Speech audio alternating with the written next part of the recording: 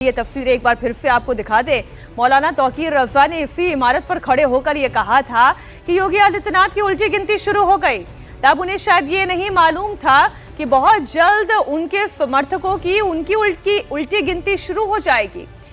जिस तरीके से दंगा भड़का, उस दंगे में जितने लोगों के नाम शामिल थे, मौलाना तौकीर रजा से जुड़े हुए जितने वो शख्स थे जिन्होंने दंगा भड़काने की कोशिश की, ये साजिश रची, एक एक करके सबके मैरिज हॉल पर बुलडोजर चल रहा है।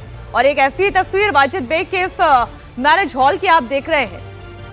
अभय पाराशर हमारे सहयोगी इस वक्त हमारे साथ जुड़ गए, उनके पास सीधा चल लेते हैं। अभय, ग्राउंड की तस्वीरें दिखाइए, ये बुलडोजर एक्शन चल रहा है, किस तरीके का इस वक्त माहौल है इलाके में?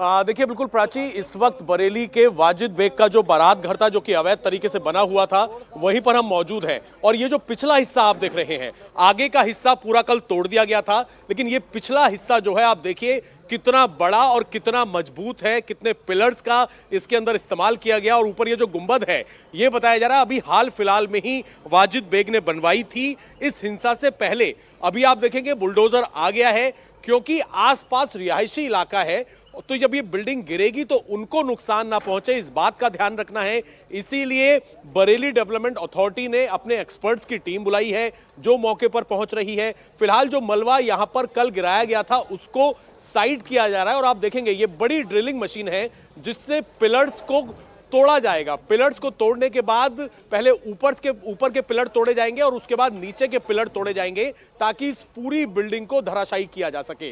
वाजिद बेग का ये बारात घर पर बुलडोजर क्यों चल रहा है, ये सबसे बड़ा सवाल है। और उसका जवाब ये है कि एक तो बिना परमिशन के यहां पर ये बारात घर बनवाया गया। आप कोई भी इस तरीके की कमर्शियल बिल्डिंग बनाते हैं तो आपको कंसर्न अथॉरिटी से एक परमिशन लेनी होती है, जिसके कुछ रूल्स रेगुलेशन होते हैं। कुछ भी फॉलो नहीं किया गया, क्योंकि सपा से पूर्व पार्षद थे और चलती थी, और उसी के चलते इन्होंने इस बिल्डिंग को बना दिया। लेकिन सबसे बड़ी गलती क्या कर दी वाजिद बेग ने, तौकीर रजा के साथ मिलकर 26 सितंबर की जो पूरी साजिश थी वो इसी प्रेमिसेस में रची गई, जहां पर वाजिद बेग के साथ तौकीर रजा खुद मौजूद थे। योगी आदित्यनाथ को चेतावनी दी गई यहां पर खड़े होके, उसके बाद हिंसा हुई बरेली में और तौकीर रजा गिरफ्तार हो गया। लेकिन वाजिद बेग, जो कि सपा का पूर्व पार्षद रहा है, वो फरार हो गया। 12 मुकदमे दर्ज हुए थे, बरेली पुलिस ने 12 मुकदमे दर्ज किए थे, जिसमें इस पूरी हिंसा, उसकी साजिश को लेकर, क्योंकि फायरिंग तक का एलिगेशन जो है वो इसके अंदर लगा था।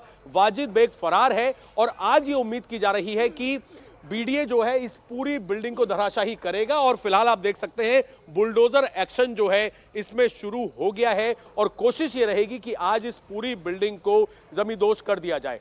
अबे, ऐसे जब भी कोई एक्शन होता है तो जो सबसे बड़ी चिंता पुलिस प्रशासन के सामने ये होती है कि उस इलाके के लोगों का क्या सपोर्ट उन्हें मिल रहा है, या फिर वहां से कोई विरोध की आवाज उठ रही है।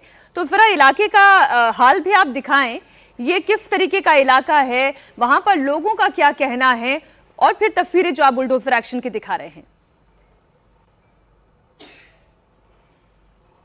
देखिए, बिल्कुल अगर हम इलाके की बात करें, मैं आपको तस्वीरें दिखा दूं, जितने आपको आसपास की छतें दिख रही हैं आज बिल्कुल सुनसान दिखेंगी।